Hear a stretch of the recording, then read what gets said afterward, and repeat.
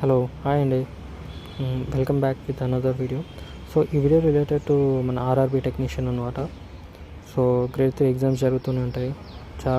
నాకు తెలిసి మీరు చాలామంది రాస్తున్నారు. సో దానికి రిలేటెడ్గానే మనం ఒకటి ఈ వీడియో చేయడం జరిగింది. సో ఇది రీజనింగ్ టైప్ అన్నమాట క్వశ్చన్స్. సో ఈ ఫస్ట్ క్వశ్చన్ వచ్చేసి ఈ 21st డిసెంబర్ జరిగిన దాంట్లోనే మనకి ఇలాంటి మోడల్లో క్వశ్చన్ అడిగాడు అనమాట. సో క్వశ్చన్ చదువుతాను, వినండి ఫస్ట్.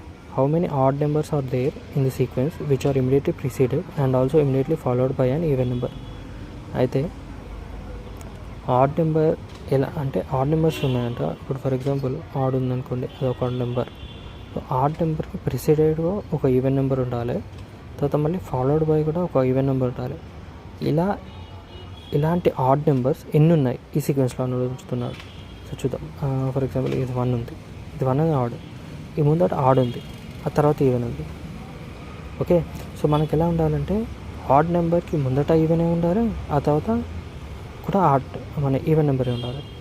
సో అలాంటి నెంబర్స్ ఏమైనా చూడండి. 3 కాదు, ఇది కాదు, 5 కాదు, 2 6 3 కాదు, 5 కాదు, ఇది ఇక్కడ చూడండి 6 3 8. 3 అనేది ఆడ్ నెంబర్, 6 అనేది ఈవెన్ నెంబర్, 8 అనేది ఈవెన్ నెంబర్.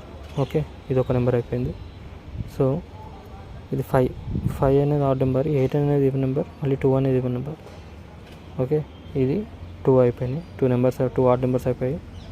తర్వాత మళ్ళీ 2 3 కాదు 4, ఇది ఒకటి 4 3 4, ఇది ఒక ఆడ్ నెంబర్ అయిపోయింది. తర్వాత 9 కూడా ఆడ్ నెంబర్, 4 6, ఇది కూడా ఒక ఆడ్ నెంబర్. సో 1 2 3 4, మొత్తం 4 ఆడ్ నెంబర్స్ ఉండడం జరిగింది. సో ఆన్సర్ వచ్చేసి డి అనమాట. సో ఇలాంటి క్వశ్చన్స్ జరుగుతున్నారండి, చూసుకోండి. ఇలాంటి మోడల్ కొన్ని ప్రాక్టీస్ చేయండి, సింపుల్గా ఈజీగా చేయగలుగుతారు. థ్యాంక్ యూ అండి.